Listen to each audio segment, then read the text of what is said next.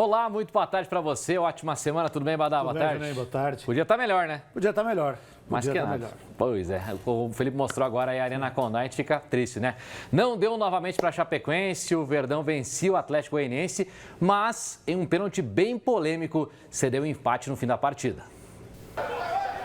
O Atlético começou o jogo no ataque e assustou na cobrança de falta de Janderson. E também nesse chute desviado pela zaga da Chapecoense. A Chape chegou na bola aérea com Anselmo Ramon. Depois, Zé Roberto finalizou novamente ao gol da Chape. Só que na velocidade, Bruno Silva deu a resposta da Chape. O atacante invadiu a área e levou um pisão de Wanderson. Em consulta ao VAR, o árbitro marcou o pênalti. Anselmo Ramon bateu e fez Chape 1-0. Com o resultado adverso, o Atlético voltou a insistir com Janderson na cobrança de falta.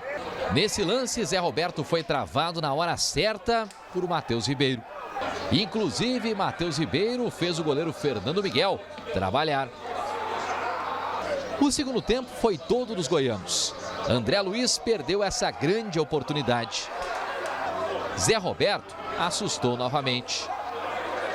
E de tanto insistir, o Atlético chegou ao empate. Oliveira fez esse golaço de bicicleta. Mas após revisão no VAR, o gol foi anulado por impedimento. No chute de longe, Arnaldo quase empatou. E o Atlético continuou insistindo com Nathaniel. E quando tudo se encaminhava para a primeira vitória da Chape no campeonato, o árbitro assinalou o pênalti após revisar o lance no VAR, que viu um toque de mão de Joilson dentro da área. Por reclamação, o técnico Pintado foi expulso. E na cobrança da penalidade, João Paulo deixou tudo igual aos 47 minutos do segundo tempo. André Luiz ainda tentou a virada, mas a bola saiu sem direção. E o jogo terminou empatado em 1-1. Estrategicamente, o primeiro tempo muito bom. O segundo, sim, nós tivemos um pouco mais de dificuldade, mas também controlada, né? A gente sabia o que queria acontecer.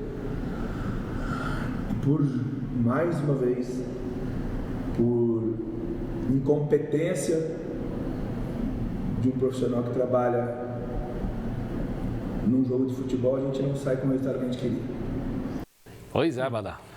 É brabo. Que falar da arbitragem? É o técnico Pintado e tem razão em reclamar. A gente tem que separar as coisas, saber dividir as situações. Uma delas é que o elenco da Chapecoense é limitado, que o momento do clube não é bom, a campanha não é boa, a Chapecoense continua sem vencer.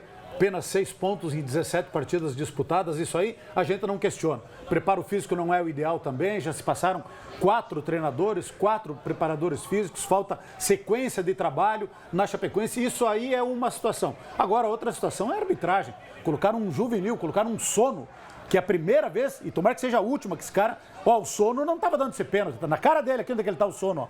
E o sono não ia dar o pênalti. Aí teve que chamar o VAR, o Wagner Rilway, mais experiente, aí coloca um juvenil que apitou a primeira vez, esse cara aí apitou a primeira vez uma Série A, e colocam o Wagner Rilway, que é um árbitro experiente, no VAR. Aí, claro, vai prevalecer sempre a palavra do VAR. E aí, pelo menos nesse lance, ele acertou, deu o pênalti sobre o Bruno Silva, que aliás fez de novo uma bela partida, estava muito bem no jogo, até infelizmente sair machucado, aí o Anselmo Ramon bateu e converteu, o Chapecoense muito melhor no primeiro tempo.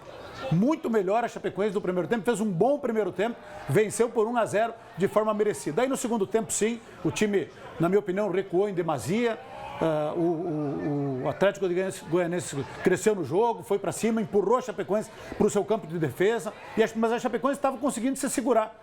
Mesmo sofrendo, estava conseguindo se segurar, estava mantendo o 1-0. E aí veio o pênalti que é uma opinião unânime de todos os que eu vi, comentaristas esportivos, comentaristas de arbitragem, de todos que eu vi na televisão, na internet, em tudo quanto é lugar, todos unânimes em dizer que o pênalti não ocorreu, que o pênalti não existiu e que o VAR errou em chamar a responsabilidade. O Sono estava acertando, o Sono deixou o jogo correr, mas aí o cidadão lá, o Wagner Riway, esse gol aí estava impedido, não na hora que o faz o gol, mas na hora da cobrança da falta no primeiro lance, seria um golaço. Uma pena para o rapaz aí, né? Que entrou no segundo tempo, fez esse belo gol aí, mas no primeiro lance, na cobrança da falta, realmente o jogador do Atlético estava impedido. E a Chapecoense ia se segurando, mesmo com a pressão do Atlético, mesmo tendo recuado em demasia, mesmo com alguns jogadores tendo cansado. A Chapecoense no segundo tempo não conseguiu atacar, só deu o Atlético, mas a Chapecoense estava conseguindo segurar o resultado. Aí veio o pênalti. Veio o pênalti que, repito, não é nós. Porque vocês são torcedores. A opinião de vocês não vale, beleza, mas a opinião do Paulo César de Oliveira vale? Paulo César de Oliveira, só para citar um, e poderia citar 10, todos dizendo não foi pênalti, então Chapecoense reclama com razão. Debita na conta do Wagner Riway esse empate da Chapecoense, porque a Chapecoense era para ter vencido a sua primeira partida, daí expulsou o Pintado, ninguém tem sangue de barata, né? E assim vamos seguindo no campeonato. Chapecoense, quando vai conquistar uma vitória, vem a arbitragem, não foi o primeiro jogo e a Chapecoense reclama e com razão. Pois é, Abadá, através do Departamento de Análise de Desempenho, a Chapecoense, inclusive, fez um compilado, né, de imagens, né, mostrando vários jogos da Chape. Inclusive está ali, né, um dos lances mostrados pela Chapecoense, aquele envolvendo o Alan Rusch, essa expulsão aí, chegou por trás, foi expulso, né? E agora a Chapecoense vai levar, inclusive, isso, uma reclamação formal até a CBF, porque de fato, né, Abadá, se você pegar os jogos da Chape, interpretação de um jogo, interpretação de outro, as coisas estão pesando pro lado da Chape. Aí também, árbitro juvenil lá do Rio Grande do Sul, e quem que estava no VAR? Jean-Pierre de Lima, aquele que é árbitro experiente. Aí nas duas o árbitro de campo estava acertando. Aí estava corretamente expulsando o Alan Ruschel, daí o VAR mandou ele anular o cartão vermelho e dar apenas cartão amarelo. E depois no lance do Cadu, que também foi uma opinião do Salvo Espíndola, que estava na central da apito, dizendo que não foi lance para cartão e ele deu o cartão vermelho. Então, gente, na dúvida é sempre contra a Chapecoense. Tipo assim, é a lanterninha do campeonato, não tem força nenhuma, lá de uma cidadezinha pequena, isso aí não vai incomodar, não vai atrapalhar. Então, na dúvida, sempre contra a Chapecoense. É só por isso que a Chapecoense tem a campanha ruim? É só por isso que a Chapecoense está na lanterna? Não. Tem outros problemas também que o time tem enfrentado, mas que a arbitragem nos últimos jogos, na dúvida, é tudo contra a Chapecoense, não tenha dúvida. E sabe o que vai mudar? Não vai mudar nada, porque a arbitragem no Brasil está uma vergonha. Os caras estão perdendo mais tempo comentar nos programas nacionais sobre a arbitragem do que sobre os jogos, sobre os resultados do futebol. Uma pena. Esse tal do VAR está complicando tudo, né? Agora a dupla Grenal, hein? O Grêmio venceu no sábado e o Inter empatou fora de casa. Vamos aos gols. Aos 4 minutos do segundo tempo, Borja abriu o placar para o Grêmio. E nos acréscimos, na insistência, Diego Souza fez o segundo do tricolor. Placar final na Arena, Grêmio 2, Bahia 0. Na Vila Belmiro, Gabriel Mercado colocou o Inter na frente aos 8 minutos do primeiro tempo. Aos 23, Gabriel empatou para o Santos. E aos 34, Madison virou para o time da casa. No segundo tempo, aos 43 minutos, Yuri Alberto empatou novamente a partida. Placar final na Vila Belmiro, Santos 2, Inter também 2. Pois é, o Grêmio se deu bem, não. É a lei do ex, né? Lei do ex, é verdade. O Yuri Alberto era ex-jogador do Santos. Eu acho que o empate em 2-2 com o Santos lá é normal. Dupla Grenal sempre teve dificuldades em jogar lá na Vila Belmiro. Então eu acho que está dentro da normalidade. E o Grêmio cumpriu com a sua missão.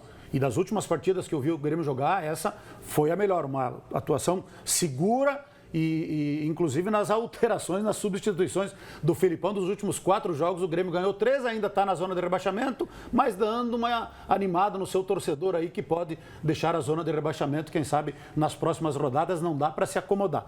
E o pior é que quarta-feira tem o Flamengo pela Copa do Brasil, mas isso é um outro assunto. Ainda em relação à Chapecoense, se o profissional não ganhou, a base da Chapecoense foi muito bem no final de semana. Aqui em Chapecó, por exemplo, o Sub-14 ganhou de 2-0 do São José de Porto Alegre pelo Campeonato Sul Brasileiro. O Sub-15 ganhou também do São José pelo placar de 1-0. E o Sub-20 conquistou uma grande vitória lá em Porto Alegre, 3-2 contra o Internacional, somando mais 3 pontos aí na tabela de classificação. 3 jogos, 9 pontos. Está de parabéns aí a base da Chapecoense. A gurizada foi bem no final de semana. A base vem forte, né? Vamos dar uma olhadinha agora nos outros resultados aí da rodada pelo Campeonato Brasileiro.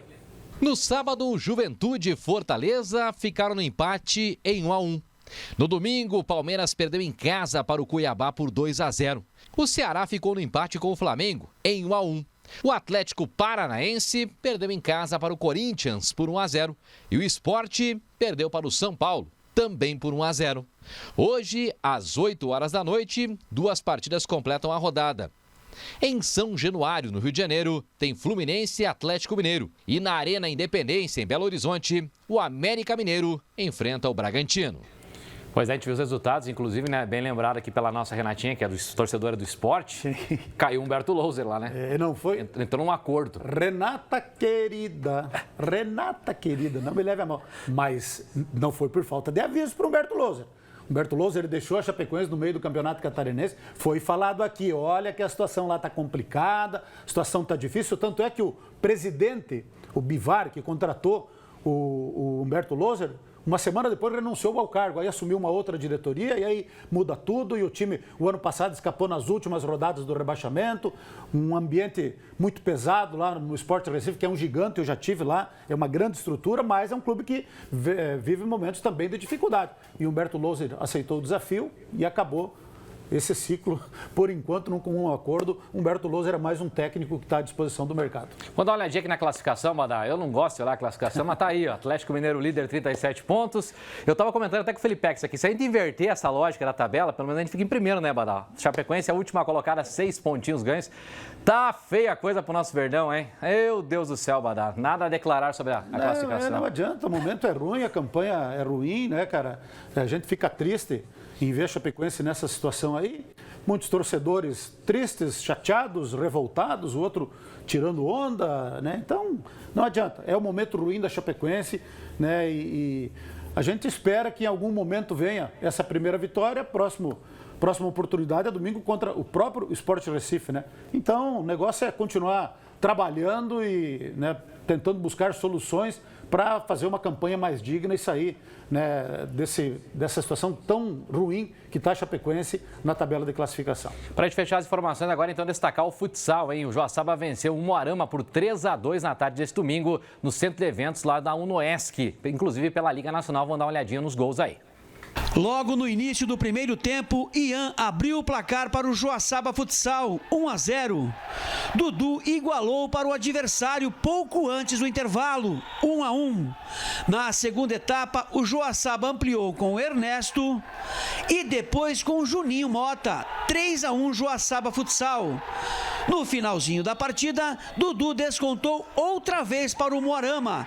Final, Joaçaba Futsal 3, o Moarama 2. Com o resultado, o Joaçaba Futsal chega a 23 pontos na tabela de classificação do Grupo A e se mantém na segunda posição com a mesma pontuação do líder Magnus. As duas equipes se enfrentam na última rodada da primeira fase, no dia 11 de outubro, no Centro de Eventos da Unoesc em Joaçaba, valendo a liderança da chave. Que jogão vai ser esse, hein? E que campanha de Joaçaba na Liga Nacional. Parabéns. Parabéns, dividindo a liderança aí. Grande campanha realmente. A Chape não traz alegrias, mas o Joaçaba traz. Joaçaba está fazendo uma bela campanha.